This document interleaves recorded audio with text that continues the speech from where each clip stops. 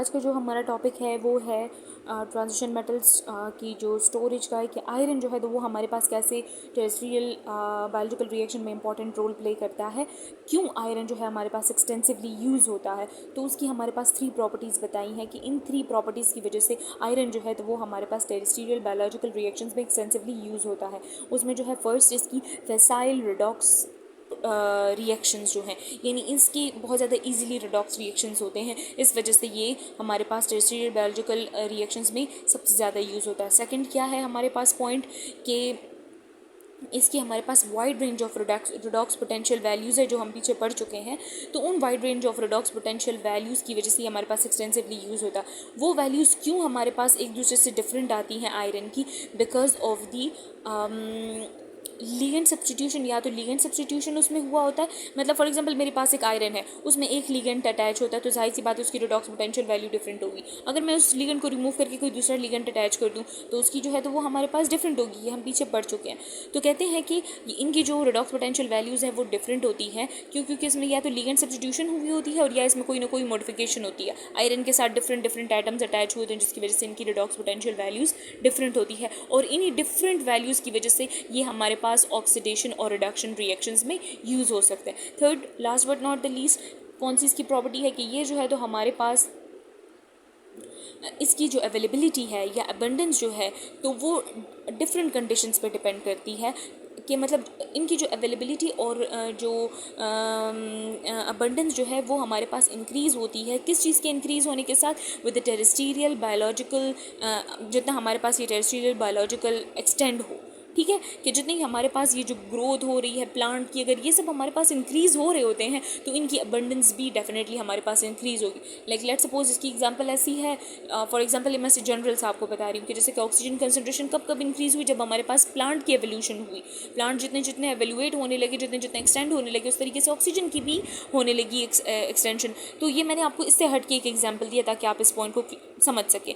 फिर हमारे पास नीचे बात आ जाती है कि आयरन ऑक्साइड, अब ये फेरस आयन की है। कहते हैं कि जो हमारे पास प्रोबायोटिक टाइम था तो उसमें हमारे पास फेरस जो आयन है यानी आयरन +2 स्टेट में जो है तो वो हमारे पास इन्वायरमेंटली स्टेबल था और बहुत ज़्यादा अवेलेबल था। लेकिन with the passage of time, जैसे ही हमारे पास initial productions of the dioxygen होने लगी जो लो कंसंट्रेशन में थी, तो with the passage of time जो है तो वो डाइऑक्सीजन क्या काम करने लगा? इस फेरस आयन की ऑक्सीडेशन करने लगा। तो ऑक्सीडेशन होने की वजह से हमारे पास Fe3 की प्रोडक्शन होने लगी। तो कहते हैं कि ये हमारे पास प्रोबायोटिक टाइम में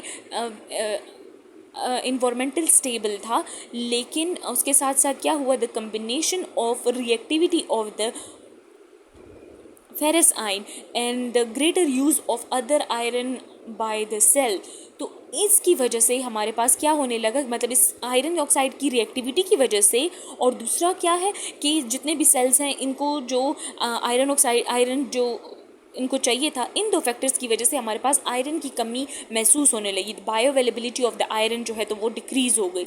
तो इट वॉज बींग नेसेसाइड, मतलब इसकी ज़रूरत महसूस होने लगी कि आयरन को स्टोर किया जाए। किन 2 रीजंस की वजह से आयरन की स्टोरेज की कमी को, मतलब आयरन की स्टोरेज को ज़रूरी समझा गया?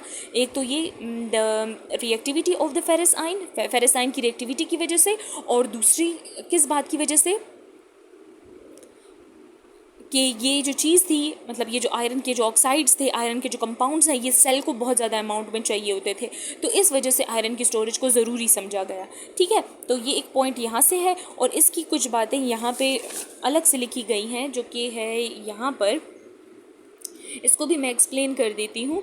कहते हैं कि मतलब वही वाली बात हुई कि पहले प्रोबायोटिक टाइम में जो हमारे पास आयरन बहुत ज़्यादा एक्सटेंसिवली बहुत ज़्यादा जो है इन्वायरमेंटली स्टेबल था, लेकिन with earlier productions of the dioxide, जैसे ही हमारे पास डाइऑक्सीजन की प्रोडक्शन होने लगी तो वो डाइऑक्सीजन क्या काम करता था? इन्वायरमेंट में या जो ओशन में अवेलेबल जो फेरस आयन थी उसकी ऑक्सीडेशन कर देता था Fe+3 में।